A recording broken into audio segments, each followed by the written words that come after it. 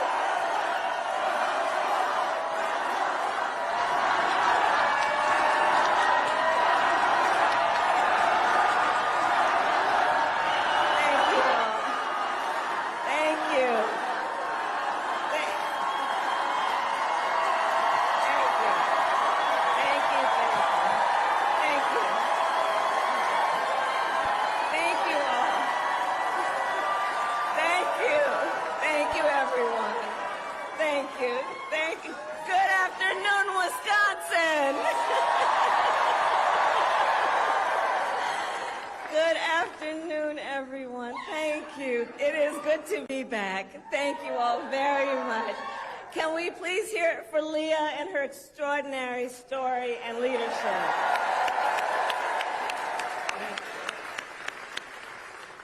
And I do believe our teachers do God's work. They teach other people's children, and God knows we don't pay them enough. Let's thank Him. And it is so good to be here and be back with so many extraordinary leaders, including my friend, the great governor of Wisconsin, Tony Evers. He's here somewhere. My dear friend, Senator Tammy Baldwin. And you know, I had the privilege of serving with Tammy when I was in the United States Senate, and she is always fighting for the people of this state, and I know that the folks that are here are going to make sure you return her to Washington, D.C. in November. Yes, we are going to elect her back to Washington, D.C. It is so good to be here also with Lieutenant Governor Sarah Rodriguez, Attorney General Josh Cole, Wisconsin Secretary of State Sarah Godlewski, County Executive David Crowley, Mayor Cavalier Johnson, and the great State Party Chair Ben Wickler,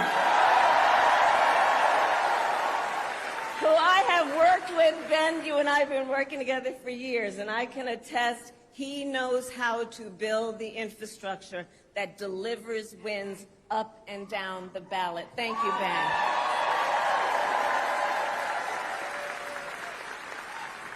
So it is good to be back in Wisconsin, and it is great to be in Milwaukee. As many of you know, our state campaign headquarters are in this city. Yes, and there is a reason for that. The path to the White House goes through Wisconsin. Yes, it does. And to win in Wisconsin, we are counting on you right here in Milwaukee. And you all helped us win in 2020. And in 2024, we will win again. Yes, we will. So, Milwaukee, I want to start by saying a few words, and I could really speak at length, but a few words about our incredible President Joe Biden.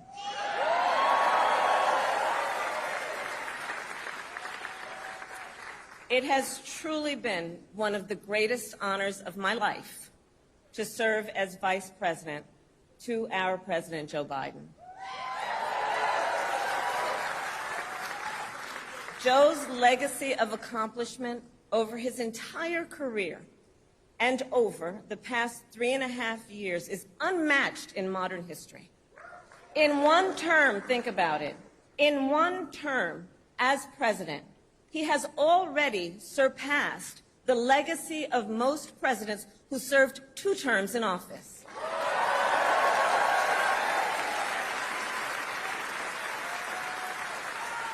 And I know we are all deeply, deeply grateful for his continuing service to our nation. And it is my great honor to have Joe Biden's endorsement in this race.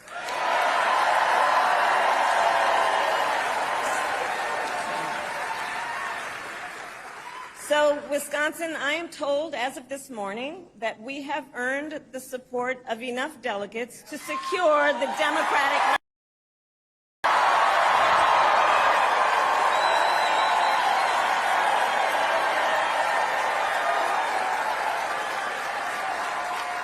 And I am so very honored, and I pledge to you I will spend the coming weeks continuing to unite our party so that we are ready to win in November.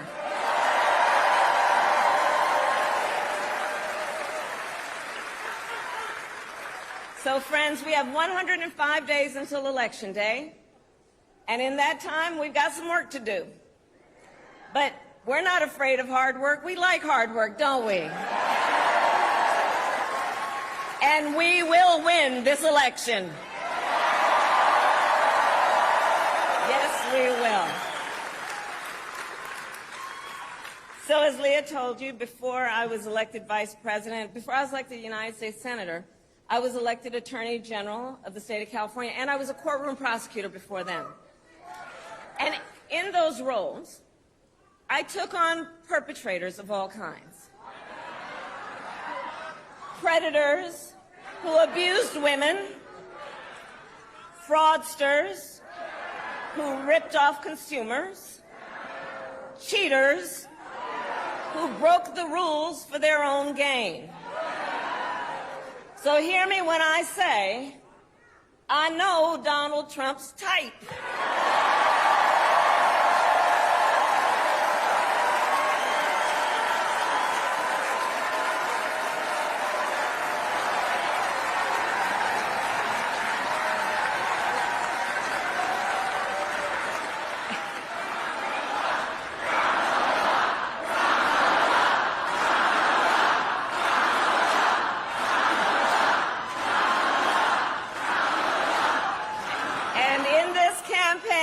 I promise you, I will proudly put my record against his any day of the week.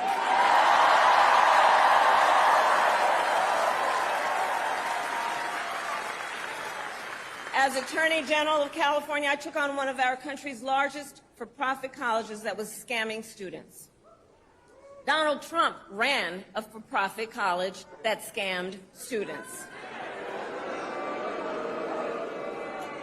As a prosecutor, I specialized in cases involving sexual abuse.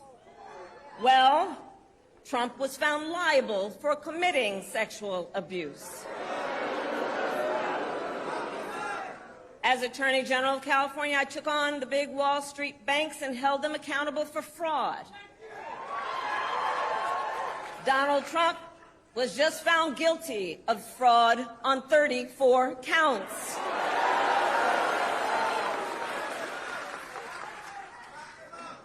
But let's also make no mistake, this campaign is not just about us versus Donald Trump. This campaign is about who we fight for. This is about who we fight for. Just look at how we are running our campaigns. So Donald Trump is relying on support from billionaires and big corporations. And he is trading access in exchange for campaign contributions. A couple months ago, you all saw that a couple months ago at Mar-a-Lago, he literally promised big oil companies, big oil lobbyists, he would do their bidding for $1 billion in campaign donations. On the other hand, we are running a people-powered campaign.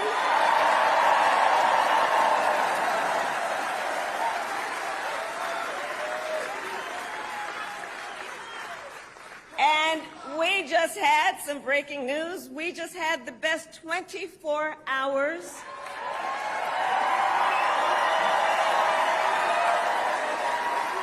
of grassroots fundraising in presidential campaign history. All right?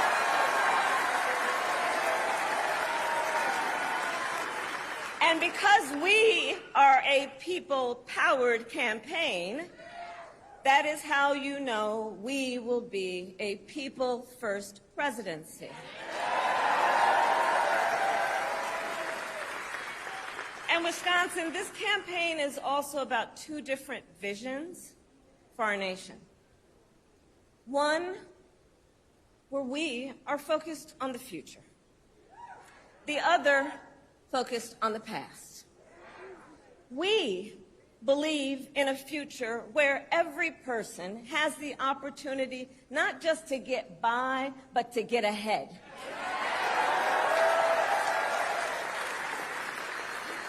A future where no child has to grow up in poverty. Where every worker has the freedom to join a union.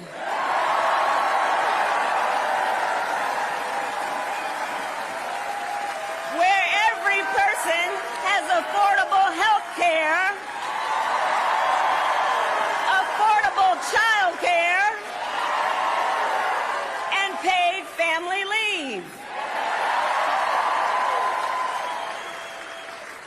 We believe in a future where every senior can retire with dignity. So all of this is to say, building up the middle class will be a defining goal of my presidency.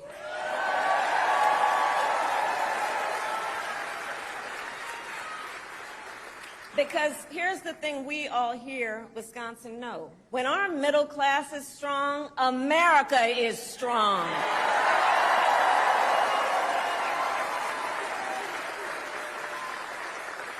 But Donald Trump wants to take our country backward. He and his extreme Project 2025 agenda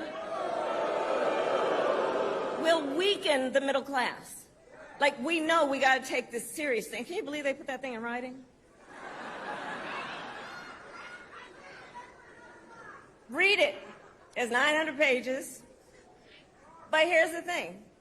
When you read it, you will see Donald Trump intends to cut Social Security and Medicare.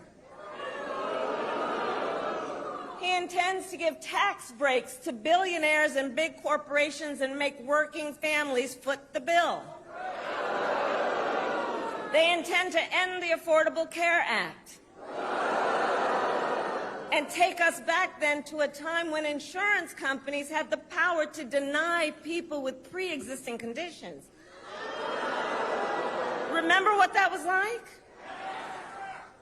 Children with asthma, women who survived breast cancer, grandparents with diabetes. America has tried these failed economic policies before, but we are not going back. We are not going back. Not going back. We're not going back. We are not going back.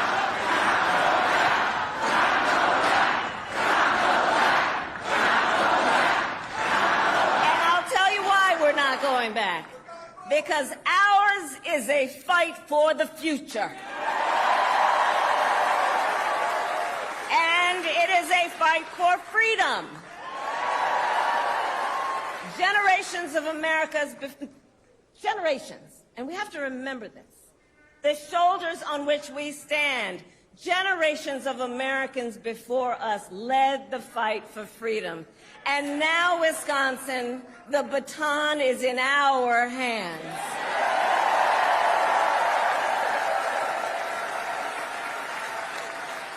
We, who believe in the sacred freedom to vote, will make sure every American has the ability to cast their ballot and have it counted. We, who believe that every person in our nation who should have the freedom to live safe from the terror of gun violence, will finally pass red flag laws, universal background checks, and an assault weapons ban.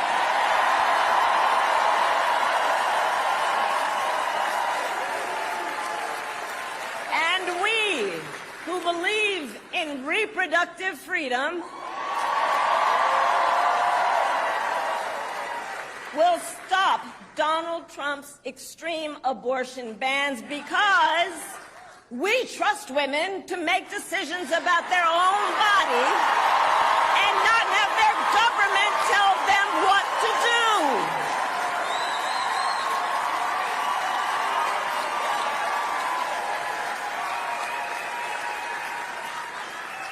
And when Congress passes a law to restore reproductive freedoms, as President of the United States, I will sign it into law.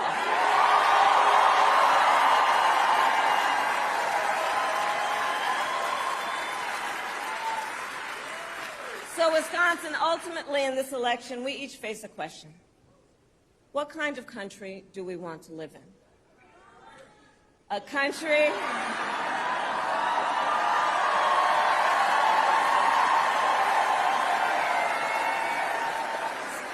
and to your point, do we want to live in a country of freedom, compassion, and rule of law?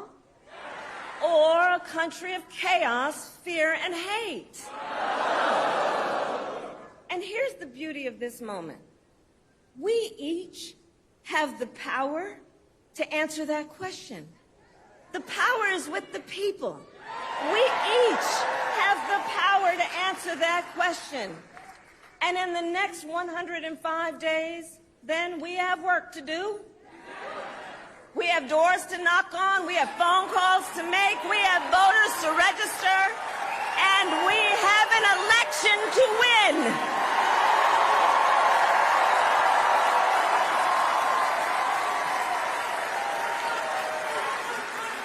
So, Wisconsin, today I ask you, are you ready to get to work? Do we believe in freedom? Do we believe in opportunity?